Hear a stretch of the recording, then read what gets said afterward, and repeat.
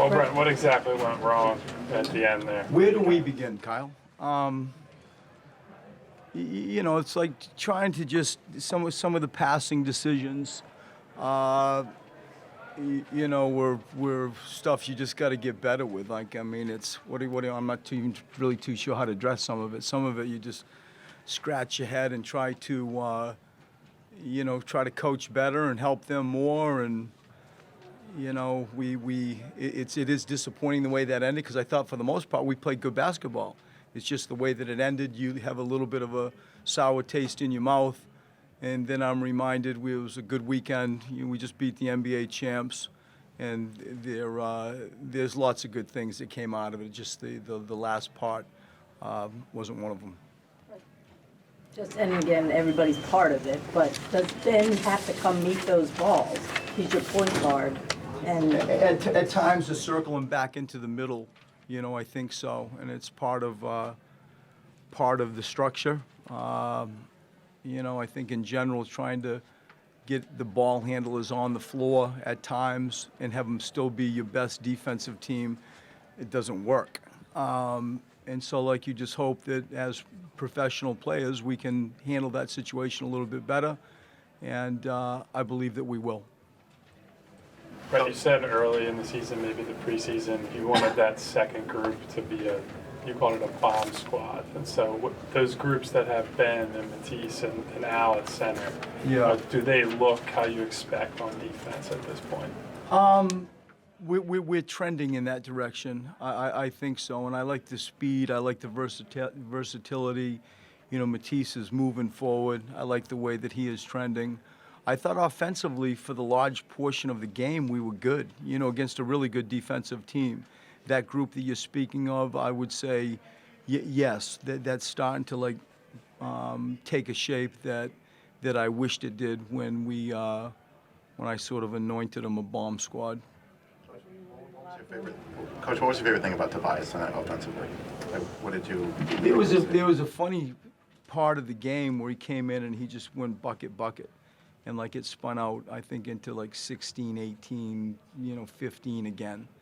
And I think that in general, he is in a good place offensively. I think that the structure in his world is appropriate. I think he's learning how to use it. We're playing well around him, off him.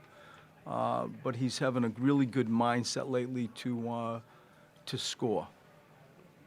Ben had some success getting some dribble penetration in the half court. Was that a function of Anunoby guarding him up there, or him improving in that regard? But what did you think of his performance tonight? I think two things. At times, yes, the league guards Ben differently. The proximity of which Toronto guards him is close at times. You can actually put him in probably some pick and rolls and let him just all by himself blow by people, and I thought he did a really good job of that tonight. I thought that the passing out of the post initially, when they kept doubling, I think we did a pretty good job of moving the ball and just getting off it and finding the second side action. And I think in that action, he did a good job of playing catch, go, catch game, and just like he shot out of a rocket playing downhill. Brett, there was a moment late in the third quarter. Ben called the play. I think he called a pick and roll with Joe, and he got a dunk out of it. Is that a play you want to see them run consistently as a next step for their on-court chemistry? I mean, it's always been sort of our wish to grow those two in pick and rolls. So much of it is, it sounds good, in this room, but when you're watching how the league is defending him, there's nobody to screen. And so, the pick and roll, you better go to different angles, deep pick and rolls. And I think that they've had success out of that.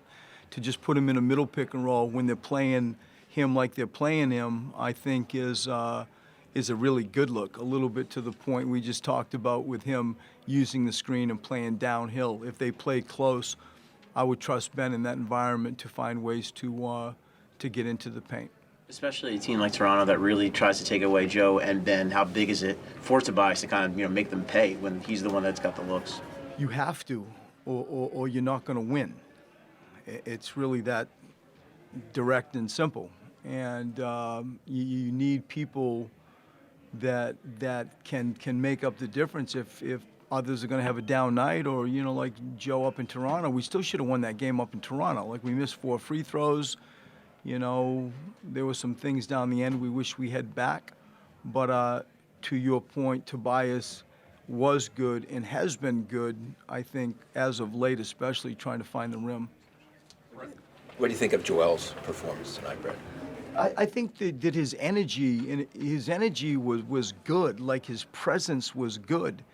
And, at the end, they pressed with a bunch of athletes, and, he had some rough decisions, and it's unfortunate because I think for the large part of the game, like he's one of the main reasons we won, although it may not jump at you on a stat sheet. It's still Joel Embiid and his length and them trying to finish over him. You could feel his presence affected some of their rim stuff. But the end, I came in, tried to get in with some ball handlers, and it's just something that we will learn and grow from. Brett, Matisse, for a guy that rolled his ankle, looked pretty good out there. Can you just talk about it looks a lot more confident taking that 3. Yeah, he does. And I go back to his feet and his technique and the decision of what shots are the shots he should shoot. And he takes those confidently, like he doesn't blink. And I think in general, he's just playing with the bounce. He's playing with the spirit.